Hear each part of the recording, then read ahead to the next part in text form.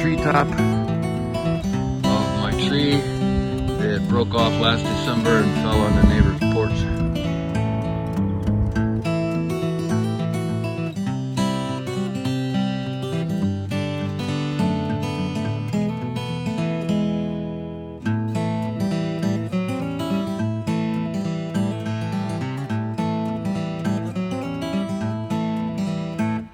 I'm in the upstairs rear bedroom right now. This is the area that was the worst when I got here. The roof was missing. And I have reclaimed all of the space behind this knee wall, which was all closed off and was all wasted space before. Most of it will be storage, but I've bumped the wall back 14 inches in the middle for the bed. For these closet doors on both ends, I'm planning to build doors out of old beadboard, which I am recovering from the closet ceiling on the other side of the room. Some of you who've been involved in a project like this before will know how one thing waits for another. In this upstairs rear bedroom, I wanted to finish the electrical. I had done the whole house, but I hadn't wired this yet, and I couldn't because these walls didn't even exist yet. But in order to build the walls, I needed to redo the floor because this is the area where the floor was missing, and I'm spacing it up with sleepers underneath the new subfloor. And then before I could build the frame, I had to insulate the attic behind, or the roof behind. So put spacers in these things to ensure the ventilation up to the upper portion.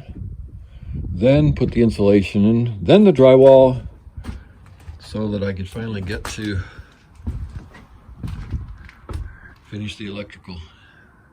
If we go with buried electrical, it'll probably come in on the east side of the house, and the rim board is rotten down here at the bottom. So I'm trying to get that cared for.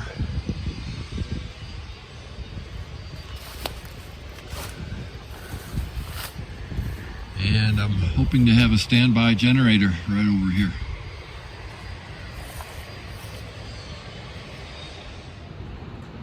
It's really windy today, so I don't want the sawdust in my eyes. I'm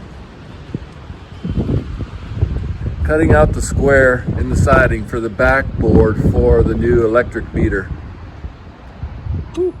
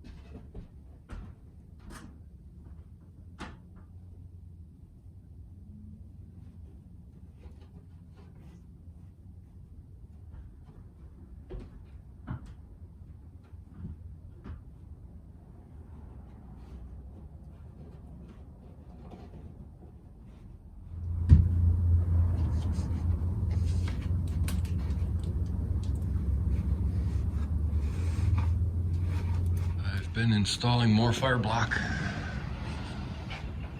between first and second floor. The electrical rough-in is complete, and I've been diagramming for each of these multiple switches.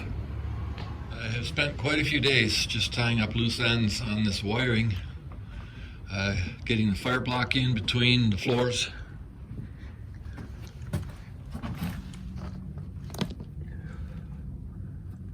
Fireproof caulk, where the wire goes from first floor to second floor or basement to first floor.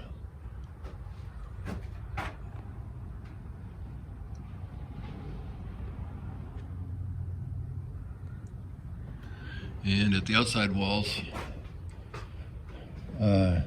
rock wool.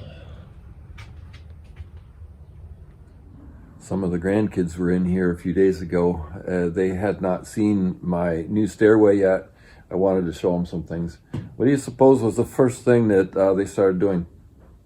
A 9 and 11-year-old. Hide and seek, of course.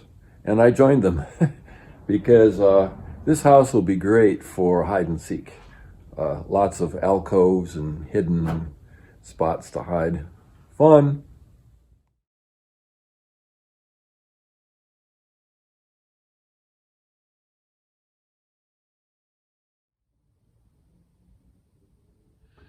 In the back room, I've been cutting apart these stained glass windows because I want to install one panel right there above the head of the bed, and then it'll be backlit from the closet windows.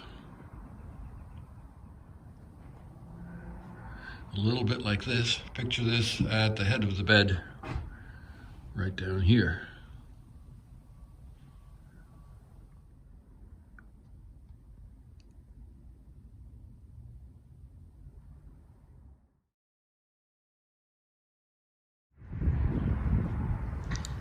All right, check this out.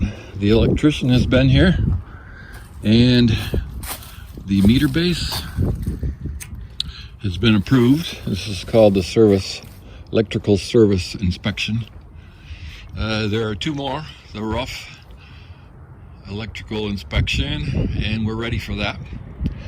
And then the final, of course. So getting rid of the meter and the mast on this side will make the local historians happy, one of whom was here last August and suggested that we bury the cable to kind of clean up the clutter. So the engineer from the power company said they're going to add a transformer on this street to redistribute the power, and that's going to happen pretty soon. Then they'll be hooking up the meter here, burying the line underground, and then we'll have juice to the house. How about that? When the electrical inspector was here last week, we were talking about who can do what on a house, and I realized that maybe I should clarify something that I said in my last video about my doing a lot of the electrical work. And the way it works, apparently, in a lot of municipalities with the National Building Code is if the house is your residence, you're planning to live there, then there's a lot that you can do with the mechanicals, electrical, and all that stuff.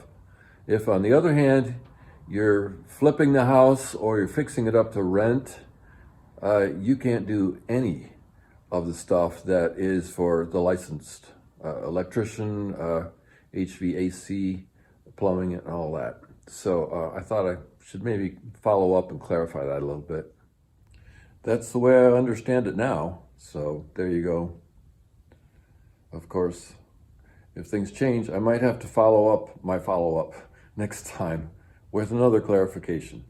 I don't know. I think the next thing is going to be the exterior.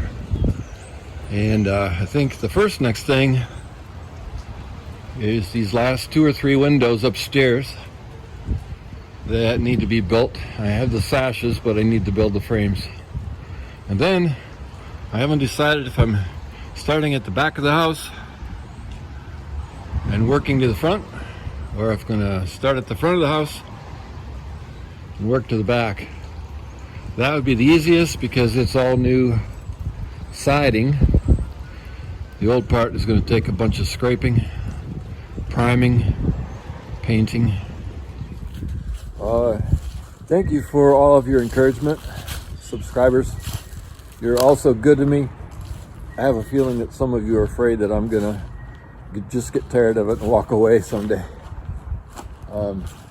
I'm pretty perseverant, so I think as long as I'm able, I intend to keep going. Okay then, starting on the windows next week. See if we can make a difference here. Thank you for watching.